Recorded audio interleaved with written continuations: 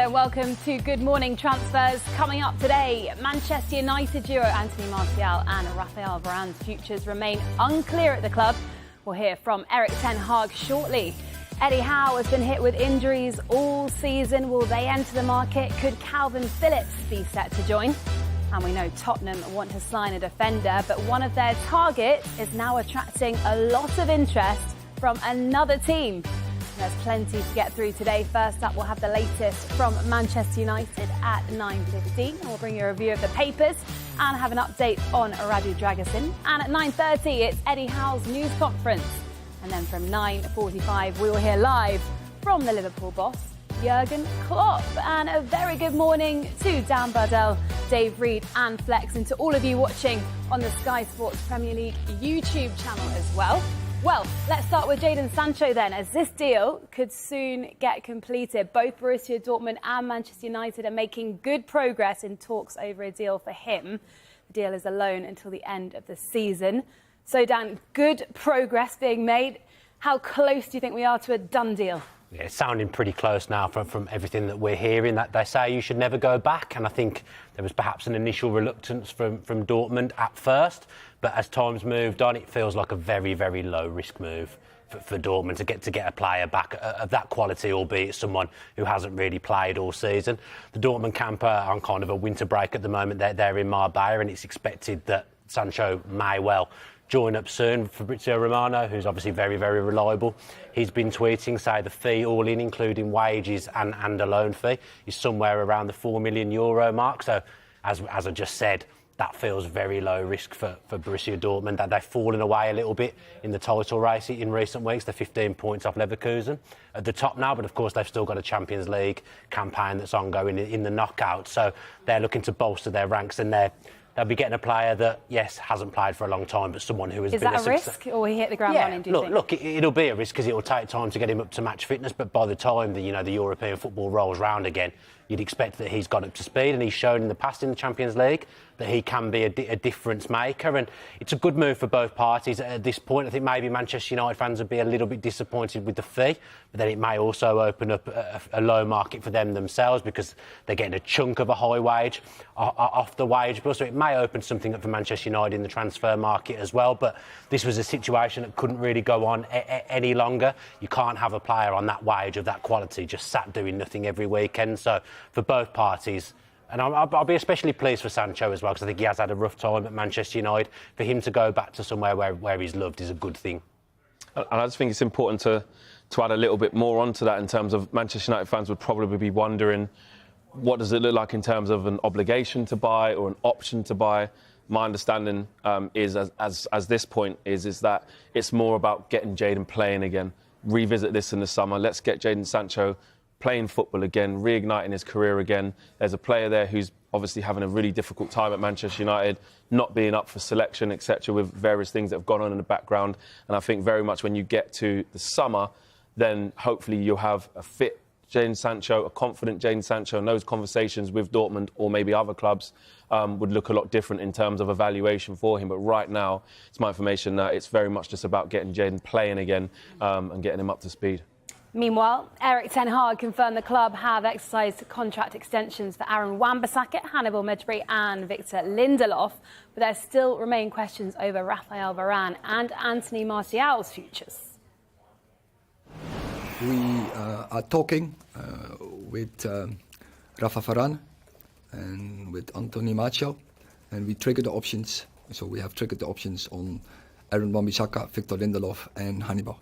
Right, and why are you talking to the other two rather than just... I think that is an internal discussion between the club and the player. What's happening now with Jadon Sancho? How far is this potential loan move to Borussia Dortmund? Oh, I can't say anything about that. We have to wait and see how things are going. And when we have news, of course, then we will tell you. In broader terms, though, with it being a loan deal, does that say that he still has a future here at Manchester United, or is it more that Borussia Dortmund would only want to take him on loan just now? So, as I say, I can't say anything about this subject because there is no news. So not entirely clear what Erik ten Hag meant about those contract talks there. But Flex, what do you think? Do you expect either Varane or Martial to extend their contract? I think they're quite different situations. I think it's really important to kind of read in between the lines with what's been said and what hasn't been said. I think a lot of the time on social media or fans, and sometimes, you know, in the media, it can be misreported as to what a manager is meaning to say or has said or hasn't said. And I think with this situation, Anthony Martial, with the contract situation he's in, coming to the end of his contract, he's been having loads of injuries at the minute, has not completed a lot of 90 minutes for Manchester United and has really struggled. I think, in my opinion, I think it would be very unlikely that Manchester United give him a new contract, especially under these current conditions, in my opinion. But there is still a role for him to play for the rest of the season, so I don't think it would be feasible for Erik ten Hag to go into a press conference sort of discussing that he's not going to be here and we're looking for a move for him when there's still 4 or 5 months left of the season. That's just not what you do. And in the case of Raphael Varane, I think there has been some discrepancies into reading into what this means. Raphael Varane is on a very lucrative contract at Manchester United in terms of pay per week. And it's not something that's sustainable moving forward. If Manchester United were to trigger an extension for Raphael Varane, it would have to be with the current terms. And I think there is a willingness to maybe keep Varane at the football club on reduced terms, and that would look a lot different for Manchester United in the future and a lot better for Manchester United in the future. Now, there is a risk with that. Maybe Raphael Varane says, this isn't for me, I would like to go somewhere else. He's free to talk to clubs, and that's the risk. Do you think he will want to stay? It depends on the negotiations, and that's where Erik ten Hag is perfectly right in saying there are conversations with the club and the player. We don't know how that will play out. There was a very similar situation last season with David De Gea, and I think the misconception is that maybe Erik ten Hag thinks that the best thing for Manchester United is to get rid of keep Victor Lindelof, but let Raphael Varane go. That's not what this is. There's completely different contracts, completely different valuations on the players, and when you get to the summer, it looks completely different. They haven't given Victor Lindelof a new contract. They've just extended him on his current terms, which is more feasible than doing that for Raphael Varane. And Manchester United clearly have an intention on rebuilding their squad with youth players and younger players and sorting out that wage structure. So I think it's a very smart move for Manchester United to not renegotiate Raphael Varane's terms as they are. If he stays, it's fantastic for Manchester United because they have a player who is experienced and can help rebuild the squad on different terms. And if Raphael Varane chooses to do something different with his career, which he's entitled to do, then that would look different as well. But I just think it was important to sort of dive into what Erik ten Hag was saying versus what he wasn't. And also on the fact of Martial and Raphael Varane, me and Dave have been doing a little bit of digging into their impact at Manchester United and looking at the sort of impact that they've had when they have played in the last couple of seasons versus when they haven't played in the last couple of seasons. 3 seasons, to be precise, for Anthony Martial. His last 3 seasons in the Premier League, what we have there, I mean, 21-22, only 2 starts for Manchester United in the Premier League. Glaringly obvious, that's a big issue. 22-23 season, only 11 starts. And then up into this season, only 5 starts. And you're looking at the minutes played as well, right down. Goals, 1 in 21-22, 6 last season and 1 this season. It's a big issue. That's been the main issue, hasn't it, for Manchester United supporters, the fact that Anthony Martial hasn't spent enough time on the pitch, whether that by selection, tactical decisions or through injuries, just not had enough time on the pitch to justify a contract extension or him to kind of show and prove, really, that he's part of United's future. Exactly, and in fairness to Martial, last season Erik ten Hag was very strong in stating that even though he was available at limited capacity, when he was in the team, Manchester United statistically were actually performing better. It's just getting that consistency out of him, and that's why I think there's been a hesitancy, as we've seen, or a reluctance so far to renew Anthony Martial, especially on his current term. So in my opinion, I think with those stats there, I think you can see why Manchester United are in that position. Moving on to Raphael Varane. I wanted to have a look at Raphael Varane, and a lot of United supporters think that Raphael Varane is Manchester United's best defender, and here is the reason why a lot of United supporters think like that. He's a 4-time Champions League winner, World Cup winner as well. At 30 as well, you've got to say he's probably still got quite a lot to give at the top level. This is how he ranks at the moment against his Manchester United teammates.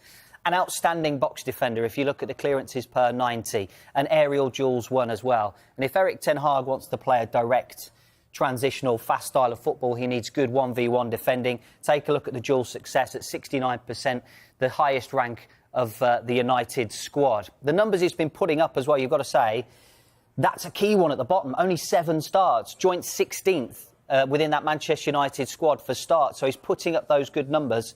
But look at the starts that he's had compared to his teammates as well.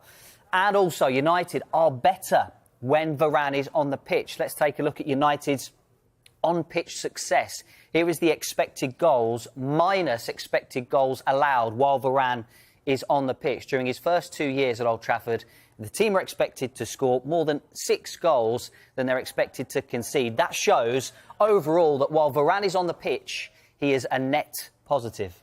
Absolutely, that's exactly what he is. And as you can see, when he plays, Manchester United are better for it. And I think the discrepancies or the discussions around Raphael Varane have never been about how good he is. It's been about availability. 4-time Champions League winner, World Cup. Unbelievable. He's got all the accolades you could ask for as a professional footballer. It's definitely not about quality. And as we've seen from those stats right there, he's a fantastic player and still has a lot to offer Manchester United. But going forward for the future of Manchester United, how do you justify huge wages and huge outlays on players who maybe not be available as much? So if that's reduced, Raphael Varane can still have a part to play in this Manchester United squad, an integral one. That's the question, is it, for United at the moment? Is Anthony Martial, is Raphael Varane going to be a part of the future? And with the new investment coming in at Manchester United, there's new people in charge at the club. They will want to almost have a clean slate. And when someone like Raphael Varane, who is on such a large weekly wage, if they're able to either reduce terms, they get a fantastic player for an extra year. If they're not, then they get those wages off the books and they're able to almost start again. Well, what we do know is it is likely to be a quiet window for Manchester United as far as incomings are concerned. But areas they are looking at are in the striking position. Stuttgart striker Serhou Guirassy is someone they're aware of, and the release clause is understood to be in the region of €17 million. Timo Werner and Eric Choupo-Moting are 2 other names they've been linked with. Dan, out of those 3 players, which one could you see going to United? Flex might disagree with me, but I'm not sure that any of those players are ideal for Manchester United at the moment. I disagree with you. I think on Guirassy, look, we know where Manchester United are with the profit and sustainability stuff. I think for them to go and spend a fee like that, I know it's not mega money, but if they were to drop €17 million on someone who's essentially going to be back up to someone they've just spent £70 million on, I can't see that happening. And Manchester United then end up in the situation that it feels like they've been in for a few years running, where they're again looking at the short-term option. But I'm going to defend Manchester United here because I think this is different to how they've had to go about doing things in previous years. Manchester United fans would probably be frustrated to see them going in for another short-term option. They've had Galo in the past, they had Weghorst last season. Manchester United fans probably don't want to see signings like that. But on this occasion, Ineos, it hasn't all been ratified properly yet. They're still feeling out, the club feeling out the situation, that the finances, the playing staff, basically everything of the club, they're looking at how the club as a whole is operating. They're not going to be able to just go and buy a ready Premier League striker, a top-level striker. Well, we were saying it is hard to sign an informed striker because if you're a striker in form, then clubs don't want to let you go. Absolutely, and January is a really difficult time to prize away goal scorers. It's the hardest thing to do in football, as I say, put the ball in the back of the net. Goalkeepers, goal scorers come at an absolute premium. They always have done and they always will do, especially in today's game, in today's market. They go for astronomical fees. But also something that Manchester United fans, we probably don't want to hear. But, there is a high chance that Manchester United may not be able to do anything in this window. Very low-cost loans, with Jadon Sancho looking like that deal's going to get done to Dortmund, could free up a few million quid here or there, and depending on some other outgoings. I know Donny van der Beek has gone out on loan, and maybe if there's some more loans. But if anything, it will be a low-cost loan, if anything, at Manchester United. And like you spoke about, with all the changes happening and FFP constraints and regulations, Manchester United will find it really difficult to bring in a top quality striker that will make a big difference. And I know that Manchester United view it as that with injuries coming back, Casemiro, Martinez, Mason Mount, Luke Shaw, now Manchester United, which isn't good, but are out of all European competitions, are out of the Carabao Cup, pretty much 1 game a week, including the FA Cup. That should be enough to see them through and get a little bit of calm so they can get to the summer and readdress everything then. Right, a reminder, if you are out and about, you can keep across all the latest deals and transfer stories on our Transfer Centre blog. Just scan the QR code on your screen right now.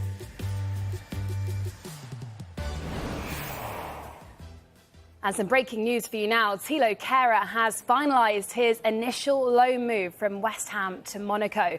The centre-back has completed a medical and a formal announcement from the clubs is expected soon.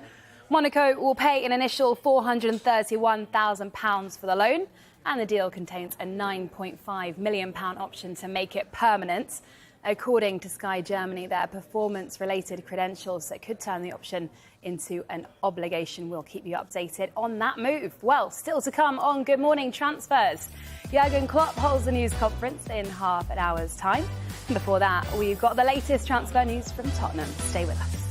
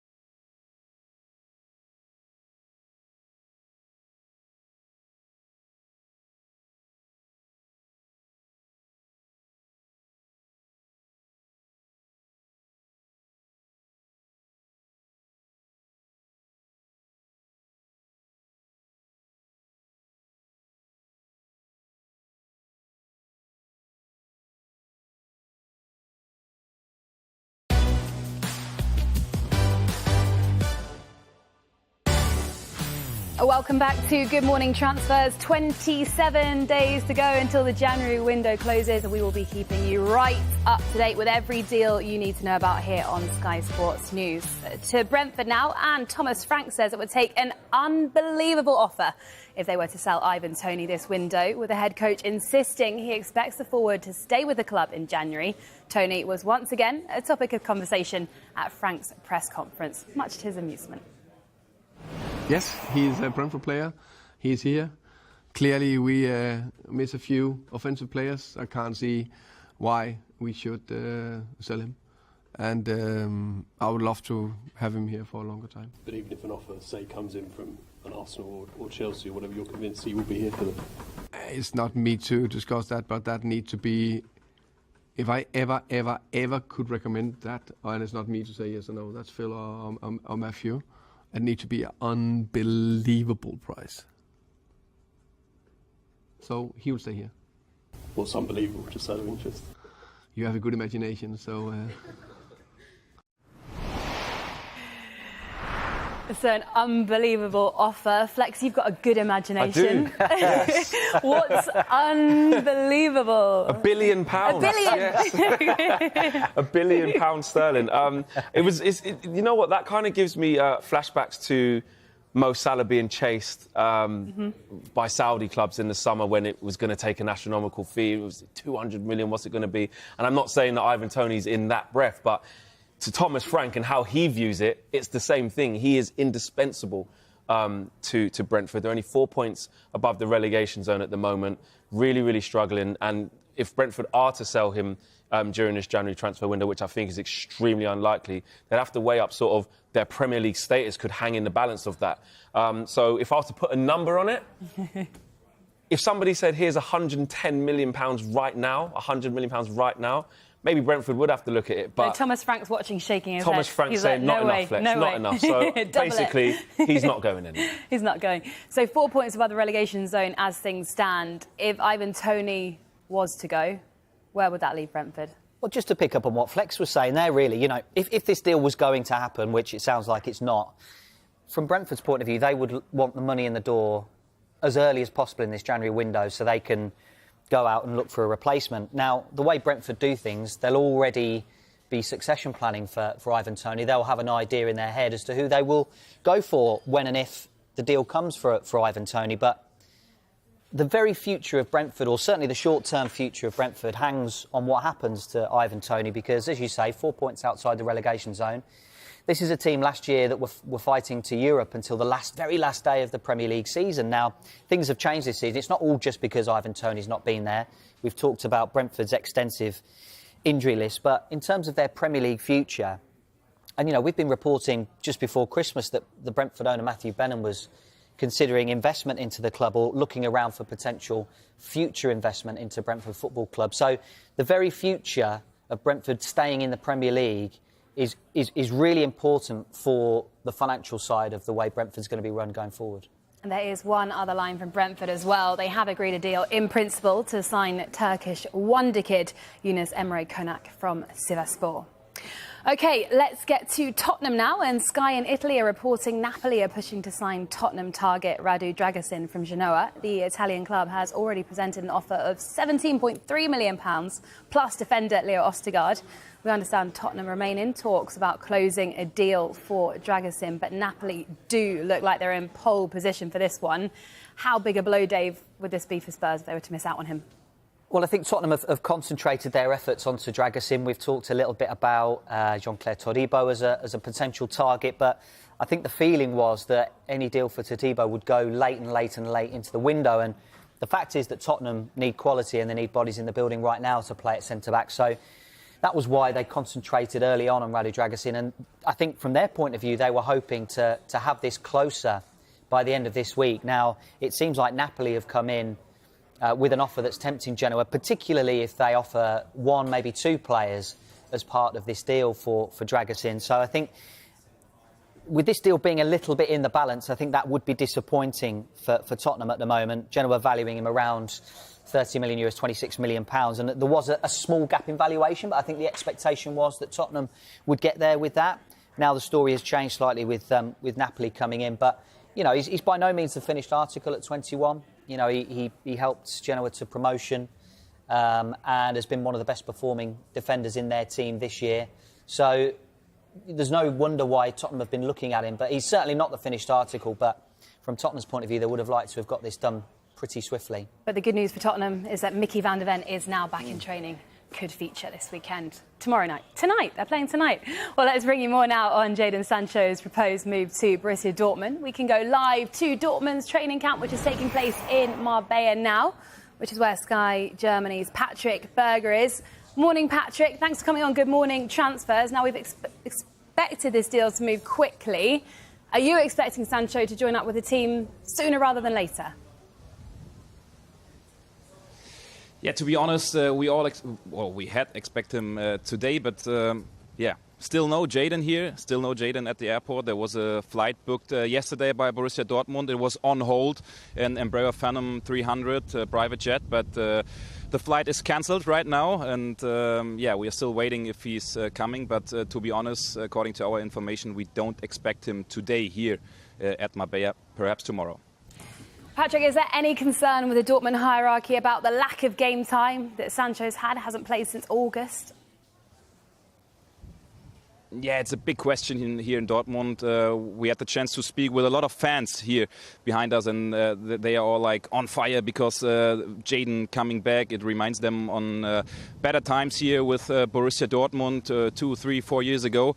But the big question is how fit is Jadon really? Because 4 months without playing, it's a big time, a long time, and Borussia Dortmund needs help urgently and on point. So this is a big question, and also.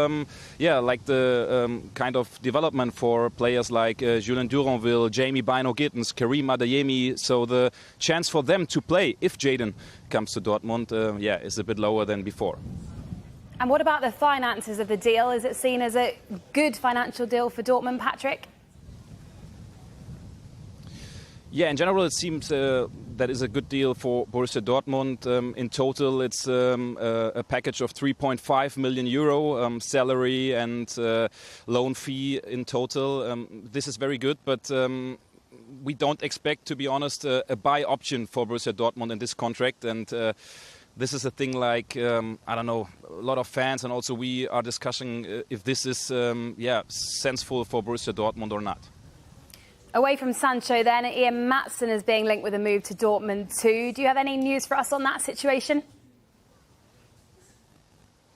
Yeah, we knew from the player that he desperately wants to move to Borussia Dortmund. Ian Maatsen, a very good player, 21-year-old left back. Borussia Dortmund needs him on this position. There's a verbal agreement between Maatsen and Borussia Dortmund, but the clubs, they still need to find a solution. Yesterday there were some calls with Borussia's sporting director Sebastian Kehl and the president of Chelsea, also with the players' camp. They try to find a solution. Of course, Chelsea wants to see money in summer. They want to have an obligation to buy. And Borussia Dortmund, they try to get an option to buy. And this is like maybe a deal breaker. We see. Patrick, thank you very much for joining us from what looks like a very sunny Marbella. Well, there is so much more to come on Good Morning Transfers. We will bring you the thoughts of the Newcastle manager Eddie Howe after the break.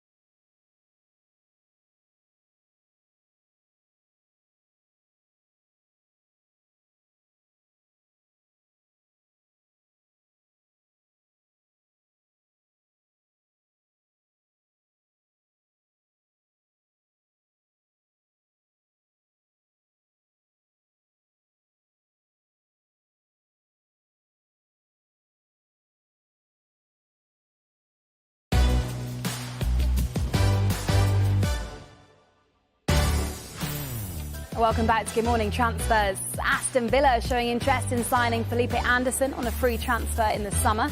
The winger is free to speak to clubs outside Italy this month about a pre-contract agreement. Juventus have also been linked with a player that's maybe gone off the radar a little bit. Has this come as a surprise to you? Yeah, I mean, obviously we're talking about the summer here, but it would surprise me if Villa were looking at a player of that ilk right now, because they don't know what they're going to be doing next season. Obviously, at the moment, in the lofty heights of second, having a great season, really enjoying things, even though we did lose to a mid-table team recently, Flex. But Villa, I find it difficult to believe that they'd be planning that far ahead without knowing what they're going to be doing. I don't think Villa will be busy in January. I guess, it would be a free signing, but it's someone who didn't have the best of times in the Premier League with West Ham. He's had 2 very good spells at Lazio, and I think he did well a loan spell at Porto as well. But when he was in the Premier League, it didn't really happen for him at West Ham United. So it's not one that I envisage. He's more of a number 10 and an attacking player. I'm not sure that's the type of player that the Villa would be looking for at the moment as well. Emi Buendia is a player of that ilk, injured at the moment, but he'll be back by the time the transfer window rolls around in the summer. So not one that I'd particularly be expecting, and if Juventus are looking at him as well, he may well be tempted by that. I think what it says is, though, that Villa have been looking at that position, a kind of wide player or a forward player. There was the kind of U-turn on Jack Harrison at the tail end of the summer window. It's a position that Aston Villa are looking at to strengthen. Now, whether they decide to go in during this window or wait till the summer, if it's going to be a free transfer in the summer, you'd think they might wait, but it's certainly a position they're looking at. I think they'd be looking for someone who can maybe play wide and be an alternative to Ollie Watkins, and I don't see That's Felipe what you're Anderson looking for, isn't it? That's what I'm looking for, yes, Alex, as you know. Right, well, Sheffield United are close to completing the loan signing of Ben Brereton Diaz from Villarreal. Chris Wilder refused to be drawn on transfer targets at his news conference, but one source has told us the player is currently undergoing a medical. Now, it hasn't really worked out for him at Villarreal, Dave, but do you think he'd be a good fit for Sheffield United? I think so. He's a player that's been on the radar of a lot of Premier League clubs over the last few years. There were prices being quoted of him around £20 million when he was playing in the Championship. So if Sheffield United can get him for a good fee, then I think it makes good sense for them. Sheffield United have struggled for goals. And since Chris Wilder has come in, he's alternated between playing Cameron Archer out wide or up front. Ollie McBurney's played, Osula played against Manchester City. So if they can get him in for a good price, I think it makes sense. Now to Bournemouth, who are exploring the possibility of signing Ecuador under-20 midfielder Oscar Zambrano. A deal for the 19-year-old midfielder who plays for Ecuadorian side El Quito would cost in the region of £5 to £6 million. Now, it has been reported that Luton and Manchester United are interested as well. We've seen the likes of Brighton and Manchester City do this, going into the South American market, getting young players, and more often than not, Dan, turn out to be pretty good signings, good business. Yeah, the South American market is one that's starting to appeal to Premier League teams. It's actually something that the Portuguese league has been doing for a very long time. Obviously, there's the language factor there, but Portuguese teams like Benfica, like Porto, they've picked up cheap talent from South America and managed to move them on for big bucks to the Premier League. And I think this might be a new trend that we're starting to see now, in that Premier League teams, they don't want to be at the end of that journey. They want to pick up where the Portuguese teams have been picking the players up, while the fees are a little bit lower. Look at what Benfica did with Enzo Fernandez, picked him up for around €15 million. 6 months later, they're selling him to Chelsea for over £100 million. So Liverpool's front three as well is built heavily on South American players that have played in Portugal, with Diaz and Darwin Núñez as well. So I think clubs now are just adapting to the market and seeing that that's been a trend that's been very successful elsewhere. It's a trend that's been very successful for Brighton as well. Man City have done it with Alvarez and are looking to do it again this January as well with another young South American signing. So I think Premier League teams are almost wising up to this fact now. Yeah. OK, some more breaking news to bring you now, and it is confirmation of a story that we brought you earlier. Thilo Kehrer has completed a loan move from West Ham to Monaco.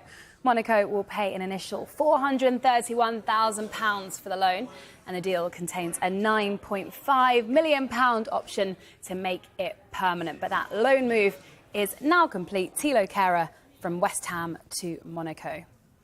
OK, let's get to Newcastle now. They have a massive game tomorrow against rivals Sunderland in the FA Cup. Well, let's bring the thoughts of the Newcastle boss, Eddie Howe. The month of January will go quite quickly. Are you trying to sort of see the bigger picture rather than those sort of short-term fixes for players who are not available to you for injury? Yes, we are. I think that's a good way of putting it. We will assess the month as it goes on. Of course, short term there would be a need to bring players in with the dynamic of the squad currently. But we hope we can get players back towards the end of January that will make a difference. You've got quite a few Geordies in your squad and in the staff, and there's a couple of players who didn't grow up in the North East but are Newcastle fans. What sort of role have they had this week and since the draw in the preparations? Yeah, when the draw was made, we made reference to the draw, and we had I gave a couple of the Geordies an opportunity to speak about the fixture. This was some way back, just to set the scene. Since then, I think behind the scenes they've been playing a role, not necessarily been used by me to do any more that we need to do, really. I think the players know everything they need to know about the fixture. They know, as I said, what it means to everybody. And sometimes you can overkill that. So I think it's then been a case of, right, how are we going to play? What are we going to do? How are we going to execute our plan? And it's been very formulated that way, really. Hot topic this morning on the back page of most of the newspapers, everyone talking about a national level. Newcastle branding has been put up in the Sunderland hospitality area ahead of the game, and obviously has led to some embarrassment from the Sunderland side of things. How do you view that? Do you feel like Newcastle have maybe, or the fans even, have got a little bit of a head start, maybe gone one up before the game kicks off? No, I don't feel that. I think look, these things can happen. I think it's up to Sunderland what they do with their stadium, nothing to do with us. So big game for Newcastle against Sunderland tomorrow, which could see Tom White, our very own Tom White, wearing a Newcastle shirt. That's a bet he's had with Pete Graves, so keep a close eye on that one. Well, Eddie Howe has said he's been given no assurances he'll have funds to spend this January. Flex, how big an issue is that for Newcastle? Yeah, I think he said this then in the short term, they may want to look at the month as it goes on. But they are expecting players back at the end of January. And I think with the way the season's ended up going for Newcastle, with going out of the Champions League, not getting any Europa League from that, going out of the Carabao Cup, they thought maybe they'll be able to, hopefully for them, go on and win that. That wasn't quite the case. So they've got a real ease on the fixture list as well. And if you're talking about FFP as well, according to some reports, that is an issue for them. Some reports suggesting that maybe they might have to look at some of their biggest assets to sort of balance the books. You look at Lewis Hall at the back end of the last window, they had to sort of stagger that payment to comply with FFP. So just because they have new ownership now, there isn't this sort of automatic response of being able to spend loads of money, as we see with FFP. It's just not how it works. So I actually think they could probably do with a little bit of calm. They've got a fixture list that isn't as congested. They've got players coming back. But surely, like Eddie Howe said, they're a club who are on the front foot, always looking at ways to keep improving. They've pretty much got it right up until this point. And if there is opportunities, I'm sure they will look at it. But like he says, no assurances. But that might not be a bad thing. Yeah, but potentially a difficult window for Newcastle. Dan, you've taken a closer look at the last two January windows, and pretty different.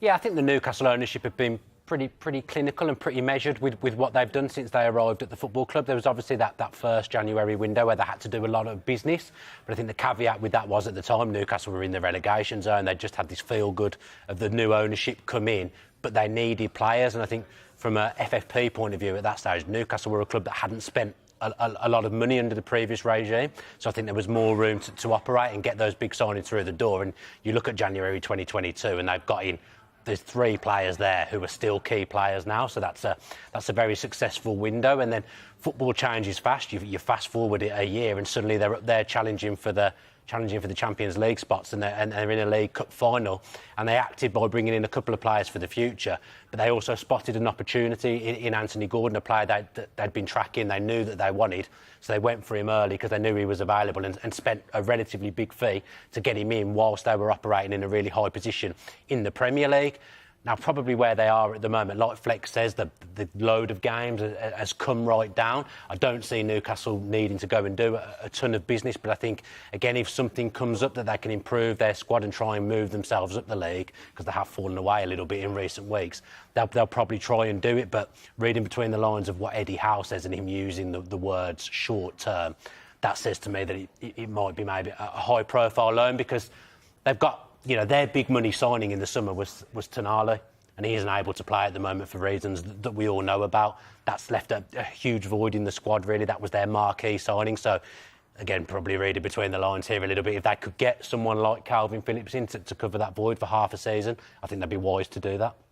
OK, time for a quick break. Next, will Liverpool add to their squad in this window? Plus, will we see Roberto Firmino back in the Premier League?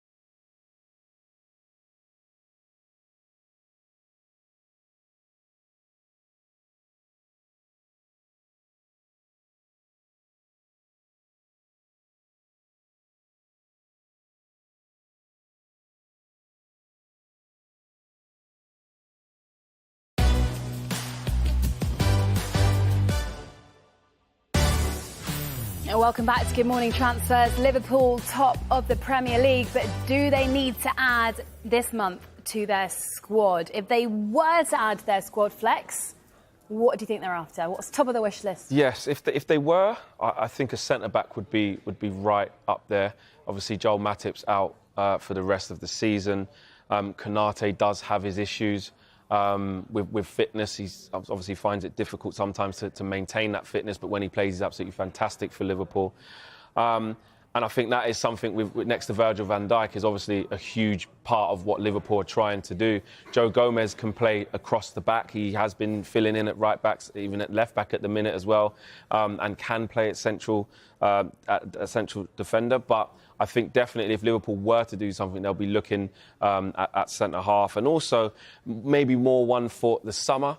But according to Sky Sports News and other reports, is that they would like a right back as well, to push Trent potentially either into midfield on a more consistent basis, on a more permanent basis, or if there is an injury to Trent, what does that look like? Because who offers what Trent Alexander offers from right back, especially inverting into midfield? So maybe part of the long-term planning for Jurgen Klopp is to look at getting Trent into midfield, and they'll need a top-class right-back because that's a big gap to fill. I think a left-footed centre-back would probably help for balance for Liverpool. I think someone who can play centre-back but also cover at left-back if they want to keep Trent Alexander-Arnold as a kind of flying right-back and have that balance of a three, or indeed just to provide a bit more cover for Andy Robertson and also the left side of centre-back. In a strange sort of way, I think we're still figuring out how good this Liverpool team is and can be. I think when this summer window closed, I think everyone was a little bit unsure as to whether they'd done enough, particularly in midfield, whether Endo was going to be that all-powering number 6. I think,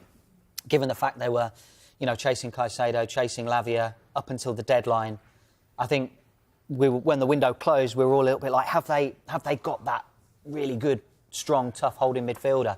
But I feel like Wataru Endo's done fantastic since he's come in. And they're winning games with him in the team recently as well, which is all important. And then I think forward areas as well. Whatever happens with Mo Salah in the summer, I think they'll be looking at forward players as a potential, succession for Mo Salah. And then you've got to look at contracts within the team as well, with Trent Alexander-Arnold, Virgil van Dijk, and other players as well entering the final 12 months of their contracts when we get to the summer period. So an interesting time coming up for Liverpool, both strengthening and renegotiating contracts. Their rebuild almost got accelerated in the summer, didn't it? Because they lost a couple of players to the Saudi League that they probably wouldn't have expected to lose that early. I think probably there were succession plans in place for them long term, but they went to Saudi quite quickly in the end. So Liverpool almost got a rebuild forced on them in the summer, and they've rebuilt the forward area. They've done that well in the last few years. They've kind of had to rush it through with the midfield. So I think the next logical step for Liverpool now is that defence, and I think with the January market in mind, I think maybe the emergence of Quansah has negated the need for a centre-back to be as urgent as perhaps you would have thought it was at the start of the season. But losing Matip for the whole season, that's a definite blow. And then when they've had other injuries in the full-back area and Gomez has had to move across as well, you could argue that they're short. I think they're still... Sorry, mate. I think they're still figuring out what Trent Alexander-Arnold's role is going to be going forward. When we see the inverted full-backs like Zinchenko or Kyle Walker or John Stones do it for Manchester City, they're almost moving into midfield to control the game, whereas Trent Alexander-Arnold's role is almost to still play those killer balls, which is often we don't see with an inverted fullback. So is he coming in to control? Is he coming in to play killer balls? And maybe even we've seen him drop between the centre-backs and ping those balls. Is he still going to be getting into those right-sided spaces and bending in crosses into the box? So depending on where he ends up holding down the position, that might mean they need to go for a right-back. That might mean they need to go for a different profile of central midfielder to sit next to him. I just wanted to add just quickly, I think actually Jurgen Klopp deserves so much credit for the rebuild that he's had to do in such a short space of time. And like you said, the question marks that were over that team and maybe some of the misfits or the system and how's it going to work. You've got McAllister playing a little bit deeper than he normally would. What's Endo going to be like? Gravenberch coming in, young player, not really playing at Bayern Munich. Szoboszlai's been an absolute revelation. For them to put that together in such a short space of time in Klopp's real first big question mark about rebuilding this squad, not like a couple of seasons ago when he just had loads of injuries and they still managed to get top 4. This was a genuine, you've lost title-winning players, have reached the ceiling, you need to rebuild it. And for them to be this strong and this aggressive actually is quite positive for them to get to January and say, actually, we're probably all right, but if we can do something, we'll try. High praise from High praise. Flexa. High praise from a United Got to be fan. fair. Got to be fair. Well, former Liverpool forward Roberto Firmino has been offered to several clubs this month. Firmino joined Saudi Pro League club Al Ahly on a 3-year deal in the summer after his Liverpool contract expired. Dan, okay, 2 questions here. Which Premier League club could you see him at? And which Premier League club would you like to see him at? 'Cause I think I know the answer to that. Fulham seem to be the ones that there's murmurings about at the moment. Obviously, the way Marco Silva's revitalised Williams' career after his spell at Arsenal didn't go very well. He's come back to Fulham and come back to the Premier League, and he had a great season last season. In fact, I remember him destroying Villa at Craven Cottage under Steven Gerrard, and I thought Willian, those kind of performances had gone, but he's actually put them in on quite a regular basis. It's funny to see, Firmino only went to Saudi Arabia fairly recently, already talking about him coming back. Why do you think he wants to come back strange. so soon? I don't know whether the league's not of the standard that perhaps players thought it was going to be. It is a high-profile league, but the attendances aren't really there at the moment. And when you've been a player like Firmino, who's been playing at the highest level for Liverpool, winning trophies, playing in front of those fans, I imagine obviously he's getting paid a lot of money, but I imagine it's kind of difficult to motivate yourself when you've been an elite sportsman playing at the highest level for a team like Liverpool. And to answer the second question, with me and Dave were talking in the office, I would absolutely love Firmino at Aston Villa. I know he's 32, but I do think there's space for a multifunctional player, and what I mean by that is I think Firmino could play alongside Watkins like Diaby and Tielemans have been. Or he could, if Watkins isn't there for whatever reason, he could also lead the line. I just think the way Villa play football and the way Unai Emery plays football, having a player like that's so intelligent. And you forget he actually had a really strong season for Liverpool last year in terms of his output. He's nowhere near finished for Firmino. People might make parallels between him and Coutinho, but I would say this has been something completely different. I don't think it will happen because he's 32, but I would love to see Firmino at Villa Park. Would you agree, Dave? You agreed in the He changed his tune now. Sure, no. Don't embarrass me. Depends on the deal. That's my answer. Depends on the deal. Yeah. Do you think we could see a few more players coming back to the Premier League from Saudi? I don't see why not. I think, when China have taken players from the top 5 leagues, when MLS have taken players from the top 5 leagues, it's almost been, right, that's the end. But I think given the money on offer, the fact that Saudi clubs are taking players at a younger age, I think there is a way back for players to come back to the top 5 leagues once they've been out there. Right, thank you for now. That is all we have time for. But Good Morning Transfers is back at the same time on Monday morning at 9 o'clock. And we've got plenty more to come today from the team. Transfer Talk is here at midday. And for a full roundup of all the day's news, you can catch the Transfer Show tonight at 5 and 7 o'clock. And Total Football is next. We'll be hearing from the Liverpool manager Jurgen Klopp and many more managers ahead of this weekend's games in the FA Cup. So stay with us.